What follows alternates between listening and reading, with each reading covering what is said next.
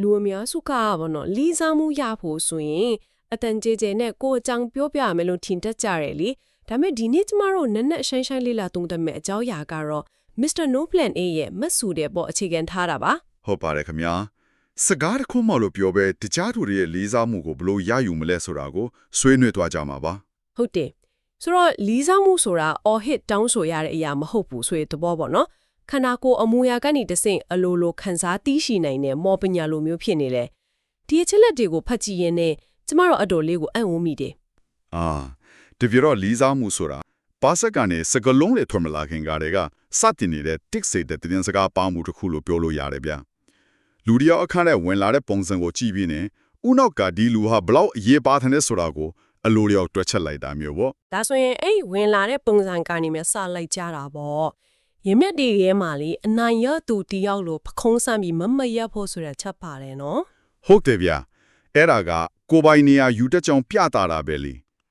ဟင်းတွေးချင်းဂျီဝဗီရရပြောရမယ်ဆိုရင်ကိုတင်းကန်သွားအောင်မလို့ပဲနေရာကျဲယူတာကရန်သူကိုမကြောက်ဘူးငါလုံခြုံတယ်ဆိုတဲ့သဘောတရားစီတယ်ထင်တယ်တီးကြပါတယ်ဗျ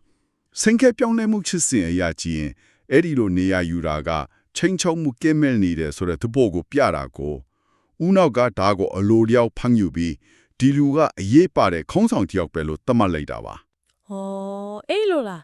းဒါဆိုခလာကိုအနေချာကနေတဆင့်ရုပ်ပိုင်းဆိုင်ရာနေရာယူပြီးပြီဆိုရင်နောက်တစ်ဆင့်ကလှုပ်ရှားမှုအပိုင်းပေါ့နော်ဘယ်လိုလှုပ်ရှားတဲ့တယ်လဲဆိုတဲ့အပိုင်းအဲ့မှာရေးကြည့်တာကအချိန်ကိုဘယ်လိုယူမလဲဆိုတာပါပဲကမန်ကတန်ပြေးလွှားနေတာမျိုးမလို့ပဲထိထိငိမ့်ငိမ့်နဲ့ဖြည်းဖြည်းချင်းလှုပ်ရှားတာကလက်ရှိအခြေအနေကိုအပြည့်အဝထိန်းချုပ်နိုင်စွမ်းရည်ရှိကြောင်းပြသနေတာဗျာဒီအချက်ကတော်တော်လေးစိတ်ဝင်စားစရာကောင်းတယ်အစည်းအဝေးခန်းထဲကိုပြားရခတ်ပြီးဝင်လာသူနဲ့တိတိငိမ့်ငိမ့်ဝင်လာသူကိုရှင်ကြည့်လိုက်တာနဲ့သိတာတယ်လीတားကောင်နဲ့ခေါင်းဆောင်ရဲ့ကွာခြားချက်လို့ဖြစ်နေတာပေါ့ဟုတ်တယ်ခင်ဗျတားကောင်ကအမြဲတမ်းကနားမငြိမ်ဘူးလေအဲ့ဒီကိုစိုးရင်နေရလို့ပေါ့ဒါမဲ့တကယ်ခေါင်းကောင်ကတော့ပြားရခတ်စရာအကြောင်းမရှိဘူးသူကအရာလုံးကိုထိန်းချုပ်ထားနိုင်တာကိုနော်ဒါပေါ့ဗျာအရာလုံးကိုထိန်းချုပ်နိုင်တဲ့သူဟာသူ့ရဲ့လူရှားမှုကိုဒါမကောက်ဘူးသူ့ရဲ့အာယုံစိုက်မှုကိုပါတိကျထိန်းချုပ်နိုင်ပါတယ်ဒီနေရာမှာမေလုံးချစ်ဆောင်ရဲ့အပိုင်းကိုရောက်သွားပြီကိုဟုတ်လေ3စက္ကန့်ကြည့်ပြီး7စက္ကန့်အကြီးလွဲတဲ့နီလောင်ကိုပြောရမလားဟုတ်ပါတယ်ဗျာတပုတ်လူကို3စက္ကန့်ကြည့်ပြီး1စက္ကန့်အကြီးလွဲတာကယုံကြည်မှုကိုတဘာဝကြကြဖော်ပြတဲ့နီလန်တစ်ခုပါဒါပေမဲ့ခဏလေးမင်းလုံးကိုတောက်လျှောက်ကြည့်တဲတဲ့စိုက်ကြည့်နေတာကစရုပ်ကြီးလို့ဖြစ်မနေဘူးလားကြောက်စရာကြီးအဲ့ဒါကြောင့်မလို့1စက္ကန့်အကြီးလွဲခိုင်းတာပေါ့လူတယောက်ကိုအဲ့ဒီလိုတောက်လျှောက်စိုက်ကြည့်နေတာကရန်လိုတဲ့သဘောဒါမှမဟုတ်စိန်ခေါ်တဲ့သဘောတက်ရောက်သွားနိုင်တယ်ထင်တယ်အဲ့ဒီ3စက္ကန့်နဲ့1စက္ကန့်အချိုးစားကအဲ့ဒါကြောင့်အရေးကြီးတာလားမှန်ပါတယ်ဗျာတောက်လျှောက်စိုက်ကြည့်တာကကြောချန့်စရာကောင်းပြီးချင်းချောက်တဲ့ပုံပေါက်သွားနိုင်တာမှန်ပါပဲ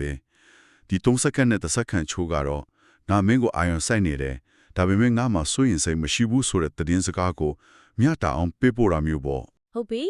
ဒီလိုအာယုံစိုက်မှုမျိုးကိုတကယ်စစ်မှန်တဲ့နားထောင်ခြင်းနဲ့ပေါင်းဆက်လိုက်တဲ့အခါ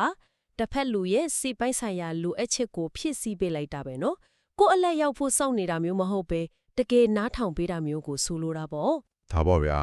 လူတွေကသူတို့ပြောတာကိုအတိမပြုခံချင်ကြတဲ့အခြေခံသဘာဝရှိကြတယ်လေကိုကအပြည့်အဝနားထောင်ပေးလိုက်တဲ့အခါသူတို့အရေးပါသူတို့ခံစားရသွားတယ်အဲ့လိုခံစားရအောင်လုပ်ပေးနိုင်သူကိုအလိုလိုပြန်ပြီးလေးစားသွားကြတာပဲပေါ့နော်ဒီနေရာမှာတိတ်ဆိတ်ချင်းရဲ့အစွမ်းကိုလည်းပြောဖို့လိုမယ်ထင်တယ်ဟုတ်ကဲ့ဗျာနားထောင်ခြင်းရဲ့နောက်ဆက်တွဲကတိတ်ဆိတ်ခြင်းပဲလေလူတိုင်းအော်ဟစ်ငင်းခုန်နေခြင်းမှာတိတ်ဆိတ်စွာစောင့်ကြည့်နေနိုင်သူကပါဝါရှိဆုံးဖြစ်သွားတတ်ပါတယ်ဟိုလေဘယ်လိုပြောမလဲစကားပြောဆိုမှုတိုင်းမှာအကားတတ်နယ်ပဲတစ်ခုရှိတယ်လို့မြင်ကြည့်လိုက်ပေါ့အလုံးကစကားတွေနဲ့အဲ့ဒီနယ်ပေကိုပြည့်သိမ့်နေအောင်လုပ်နေခြင်းမှာတိတ်ဆိတ်နေသူကလ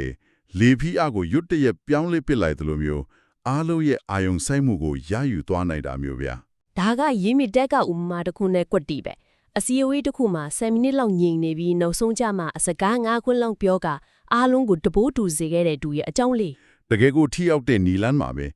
လူတွေဆူညံနေချိန်မှာတိတ်ဆိတ်နေခြင်းကသူ့မှာတခြားလူတွေမသိတဲ့လူဝတ်ချက်တစ်ခုခုကိုသိနေတယ်လို့ထင်ရစေတယ်ဗျာဆိုတော့စကလုံးတွေကို trader သုံးဆွဲလီအဲ့ဒီစကလုံးတွေရဲ့တန်ဖိုးကကြီးမားလေဖြစ်သွားတာပေါ့နော်သဘောပေါက်ပြီဒါဆိုအပြင်းမဲ့လို့ရတွေဖြစ်တဲ့မန်မန်ရတာဖြစ်ဖြစ်လှရှားတာတွေရဲ့အခြေခံကဘာများဖြစ်မလဲ ဟုတ်အဲ့လာတွေအားလုံးရဲ့နောက်ွယ်ကအခြေခံအုတ်မြစ်ကတော့မိမိကိုယ်ကိုလေးစားခြင်းပါပဲဗျ ကိုယ်ခန္ဓာကိုကိုယ့်အချိန်နဲ့ကိုယ့်စကားလုံးတွေကိုကိုယ်တိုင်ကအရင်တန်ဖိုးထားမှတခြားသူတွေကလည်းလိုက်ပြီးတန်ဖိုးထားလေးစားလာမှာဖြစ်မယ်နော် ဟုတ်ပါတယ်ခင်ဗျာဒါကဟန်ဆောင်လို့ယူလို့မရတဲ့တဘောတရားတစ်ခုပါပဲကိုတန်ဖိုးထားမှုကနေအလိုလိုထွက်ပေါ်လာတာမျိုးပေါ့ အားလုံးကိုခြုံငုံကြည့်ရင်စကလုံးတွေမပါဘဲလေးစားမှုရယူနိုင်တဲ့အချက်တွေဟာကိုယုံကြည်မှုနဲ့တန်ဖိုးထားမှုကနေတိုက်ရိုက်တက်ရောက်နေတာကိုတွေ့ရတယ်ဆိုတော့နားဆင်နေသူတွေအနေနဲ့ဒီအချက်တွေအကုန်လုံးကိုချက်ချင်းကြီးမလောက်နိုင်တော့မှနီလန်းတစ်ခုခုကိုရွေးပြီးတစ်ပတ်လောက်လက်တွေ့စမ်းသပ်ကြည့်ဖို့တိုက်တွန်းချင်ပါတယ် ကျွန်တော်လည်းအဲ့ဒီလိုပဲချမ်းပြူခြင်းပါတယ်ဗျာလက်တွေ့အသုံးချကြည့်မှသာဒီ tick စိတ်တဲ့သတင်းစကားတွေရဲ့အစွမ်းကိုအမှန်တကယ်နားလည်လာမှာပါ ဟုတ်ကဲ့ပါ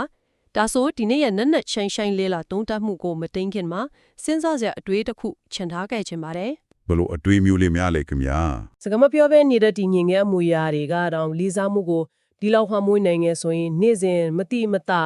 လုံနေမိတဲ့အကျင့်ဆိုးတွေပေါ့နော်ဥမာကမန်းကတန်လူတာကမန်းမငင်ဖြစ်တာတွေကတော့ဖုံးခွဲထားတဲ့မလုံခြုံမှုတွေကိုတခြားသူတွေစီဘလောက်တော့ဖွင့်ချပြနေမလဲဆိုလာပါပဲစဉ်းစားကြည့်ရပါအောင်လို့ပြောရင်နှုတ်ဆက်လိုက်ပါတယ်ရှင်